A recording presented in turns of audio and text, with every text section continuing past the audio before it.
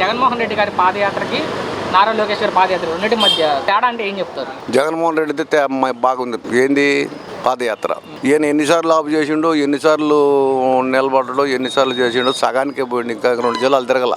అసలు విజయవాడలో ఒక మీటింగ్ కూడా చెప్పాల. అటు గోలపూడి పోయిండు, గోలపూడి నుంచి అటు రోడ్డు పోయి, అటు రోడ్డు నుంచి అటు పోయిండు.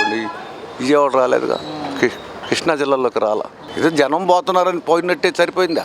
ఈ ముగింపు సభకి పవన్ కళ్యాణ్ కూడా రానున్నాడు. విజయనగరం సామర్లకోట దగ్గర జరిగే ముగింపు సభకి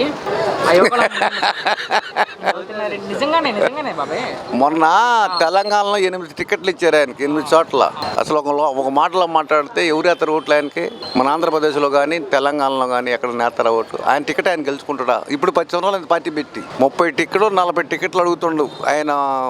ఆయన స్థానాలని మంచి స్థానాలను అడుగుతున్నాడు. ఆయన టికెట్ ఆయన గెలుచుకుంటే ఒక రామన్ ₹1 కోటి పందెం కథ. నేను ఈ 30 టికెట్లలో 1 టికెట్ కూడా రాదని. ఆ పార్టీకి ఇచ్చే 30 స్థానాలు ఒకటి బండి 0. ఎందుకనంటే చేసే పనులు అయ్యి వాళ్ళ వర్గమే ఆయన్ని దూదిస్తున్నారు. మరి ఇంకా దాన్ని బట్టి ఆయనకి ఒత్తని నమ్మకం ఉంది.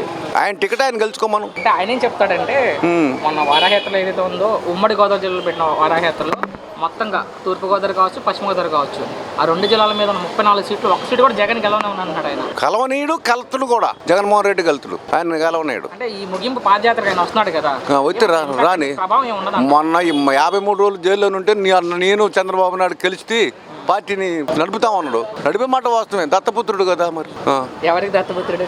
చంద్రబాబు నాయుడు. ఆయన మాట అంటే చెప్తా కొడతానంటాడు సార్.